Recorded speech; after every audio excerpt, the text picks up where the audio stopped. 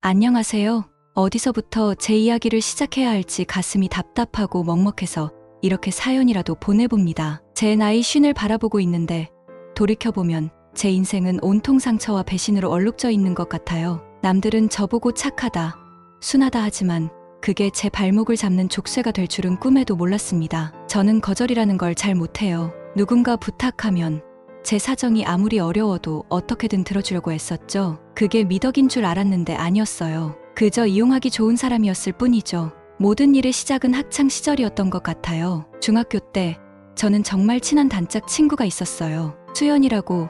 늘 붙어 다니며 비밀도 공유하고 미래에 대한 꿈도 함께 꾸었죠. 어느 날 수연이가 울면서 제게 말했어요. 수행평가 과제를 하나도 못했는데 내일이 마감이라는 거예요. 발을 동동 구르는 친구를 보니 차마 외면할 수가 없었어요. 밤새 제 과제를 하면서 수연이 것까지 거의 도맡아 해줬어요. 새벽녘에 겨우 완성해서 넘겨주니 수연이는 눈물까지 글썽이며 고맙다고, 평생 잊지 않겠다고 했죠. 며칠 후 수행평가 결과가 나왔고 수연이 점수가 저보다도 높게 나왔습니다. 좀 속이 쓰리긴 했지만 그러려니 하고 넘어갔죠. 진짜 배신은 그 후에 찾아왔습니다. 반에서 좀 잘 나가고 소위 인싸 무리가 있었는데 어느 날부터 수연이가 그 아이들과 어울리기 시작하더니 저를 은근히 피하는 거예요. 복도에서 마주쳐도 못 본 척하고 제가 말을 걸면 건성으로 대답했죠. 결정적인 사건은 체육대회 때 터졌어요. 반대항 이어달리기를 하는데 제가 마지막 주자였고 수연이가 바로 앞 주자였죠. 제가 실수로 바통을 놓쳤어요. 순식간에 저희 반은 꼴찌로 쳐졌고 아이들의 원망스러운 시선이 쏟아졌죠. 그때 수연이가 제게 다가와 다른 아이들이 다 듣는 앞에서 이렇게 쏘아붙이는 거예요. 너 때문에 다 망쳤잖아.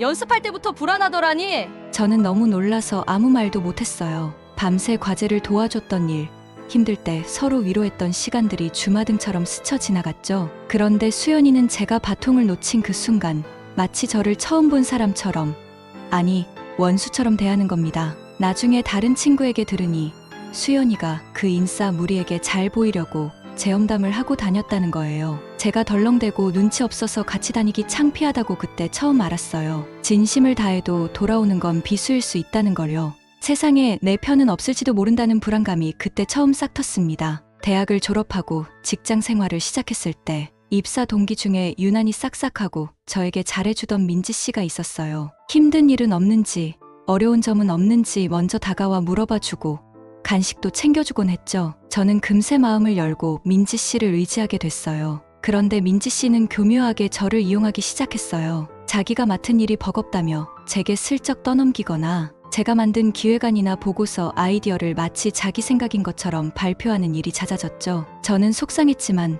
그래도 동기니까 도와주는 셈 치자며 애써 넘겼어요. 제가 거절 못하는 성격인 걸 알고 더 대담해지더군요. 결정적인 사건은 프로젝트 마감일 전날 밤에 일어났습니다. 중요한 발표 자료 최종 점검을 제가 맡고 있었는데 민지 씨가 거의 울상이 되어 제게 부탁하는 거예요. 갑자기 몸이 너무 안 좋아서 도저히 야근을 못 하겠다며 자기 파트 자료 검토 좀 대신 해달라고요. 식은땀까지 흘리는 모습을 보니 또 마음이 약해져서 그러겠다고 했죠. 저는 밤을 꼬박 새우며 제 파트와 민지 씨 파트까지 완벽하게 마무리하고 새벽에 퇴근했어요. 다음 날 성공적으로 발표를 마친 후 팀 회식이 있었어요. 그런데 화장실 갔다가 우연히 민지 씨 통화 내용을 듣게 되었습니다.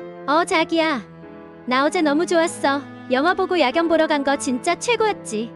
응? 회사? 김 대리한테 아프다고 뻥치고 넘겼지 뭐. 걔 완전 순진해서 잘 속아. 덕분에 자기랑 데이트했잖아. 온몸에 피가 차갑게 식는 기분이었어요. 저를 걱정하는 척 연기하며 뒤에서는 그렇게 비웃고 있었다니. 그동안 저를 이용했던 모든 순간들이 퍼즐처럼 맞춰지면서 숨이 막혔습니다. 게다가 얼마 후 민지 씨는 그 프로젝트 성과를 인정받아 저보다 먼저 승진까지 했어요. 제가 밤새 작업했던 그 자료들이 결정적인 역할을 했다는 걸 알면서도 저는 아무 말도 할 수 없었습니다. 이미 저는 그저 이용하기 좋은 순진한 동료 낙인 찍혀 있었으니까요. 결국 저는 그 회사를 얼마 다니지 못하고 나올 수밖에 없었습니다. 사람에 대한 불신만 더 깊어진 채로요. 세상 모든 사람이 등을 돌려도 가족만큼은 내 편이 되어줄 거라 믿었습니다. 하지만 그 믿음마저 산산조각 나는 데는 오랜 시간이 걸리지 않았어요. 저희 집은 경제적으로 넉넉하지 못했어요. 저는 대학 때부터 아르바이트를 몇 개씩 하며 용돈은 물론이고 부모님께 생활비까지 보태드렸습니다. 직장 생활을 시작하고 나서는 매달 적지 않은 금액을 부모님께 보내드렸어요. 제 옷 한 벌, 화장품 하나 사는 것도 망설이면서 부모님께는 늘 좋은 것만 해드리고 싶었죠. 그런데 이상하게 저희 집 형편은 나아지지 않았어요. 부모님은 늘 돈이 없다고 하셨고 저에게 더 많은 도움을 바라셨죠. 저도 제 미래를 위해 저축도 해야 하고 결혼 자금도 모아야 하는데 부모님께 돈 이야기를 꺼내면 우리가 너를 어떻게 키웠는데 라며 서운해하시니 차마 거절할 수가 없었어요. 결혼 후 전세 자금이 부족해서 정말 딱 한 번 부모님께 손을 벌린 적이 있었어요. 큰 금액도 아니었어요. 제가 그동안 붙여드린 돈에 비하면 정말 작은 액수였죠. 그런데 부모님은 단칼에 거절하셨어요. 우리도 돈 없다. 내 살림은 내가 알아서 해야지. 그 매정한 말에 얼마나 서러웠는지 모릅니다. 그저 알겠다고 대답하고 전화를 끊었지만 밤새 눈물이 멈추지 않았어요. 그런데 몇 달 후 정말 우연히 알게 된 사실은 저를 더 깊은 절망으로 밀어 넣었습니다. 친정엄마와 통화를 하다가 남동생이 새 차를 뽑았다는 이야기를 듣게 됐어요. 동생 사정을 뻔히 알아서 새 차를 살 돈이 없을 텐데 어떻게 샀냐고 무심코 물었더니 엄마가 당황하시며 얼버무리시는 거예요. 아, 그게 애 아빠가 조금 보태줬다. 뭔가 이상하다는 생각에 나중에 아빠께 조심스럽게 여쭤봤어요. 아빠는 처음에는 숨기려 하셨지만 결국 실토하시더군요. 부모님이 그동안 모아둔 돈에 여기저기서 빌려서까지 남동생 차값 대부분을 대주셨다는 겁니다. 심지어 동생이 살고 있는 오피스텔 보증금에까지 부모님 돈이 들어가 있다는 사실을 알게 되었죠. 그 말을 듣는 순간 머리를 망치로 맞은 듯 멍해졌습니다. 제가 전세 자금이 부족해서 쩔쩔맬 때는 돈 없다며 매몰차게 외면하셨던 분들이 아들에게는 그렇게 아낌없이 퍼주고 계셨던 거예요. 제가 그동안 꼬박꼬박 붙여드렸던 돈은 다 어디로 간 걸까요? 혹시 그 돈들이 전부 동생에게 흘러들어간 건 아닐까 하는 의심까지 들었습니다. 딸인 제가 힘들게 벌어보낸 돈으로 아들 뒷바라지를 하고 계셨던 걸까요? 부모님께 따져 묻고 싶었지만 차마 입이 떨어지지 않았어요. 확인하게 될 진실이 너무 두려웠습니다. 부모님마저 저를 딸이 아닌 그저 돈 나오는 창구로만 여겼다는 사실을 인정하고 싶지 않았는지도 모릅니다. 그날 이후 저는 부모님께 더 이상 돈 이야기를 꺼내지 않았어요. 대신 제 통장에서 나가던 자동이체는 그날부로 칼같이 끊어버렸습니다. 제 살림은 이제 제가 챙겨야죠. 몇 달 뒤 전화가 왔습니다. 엄마였죠. 처음엔 안부를 묻는 척 시덥잖은 이야기를 늘어놓더니 슬슬 본론을 꺼내시더군요. 딸아, 실은 아빠가 허리가 좀 안 좋아서 병원에 갔는데 생각보다 검사비가 많이 나왔네. 어쩌니? 목소리엔 걱정 반, 기대 반이 섞여 있었습니다. 늘 그랬듯 제가 짠하고 해결해 주길 바라는 그 눈치였습니다. 순간 머릿속에서 뭔가 뚝 끊어지는 소리가 들렸습니다. 예전 같았으면 얼마인데요? 제가 얼마라도 보내드릴게요 했겠지만 이번엔 달랐어요. 저는 아주 상냥하고 걱정스러운 목소리로 말했죠. 어머, 엄마 어떡해요? 아버지 많이 편찮으세요?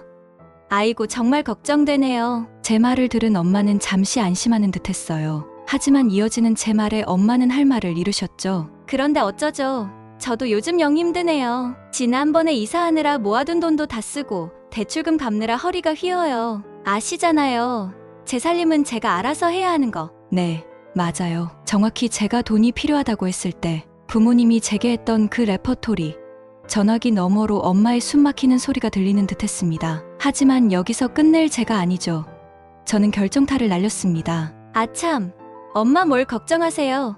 엄마한테 든든한 아들이 있잖아요. 부모님이 그렇게 애지중지 키우시고 차에 오피스텔까지 척척 지원해주신 그 능력 있는 아들. 이번에 당연히 효도해야죠. 아들한테 전화해보세요.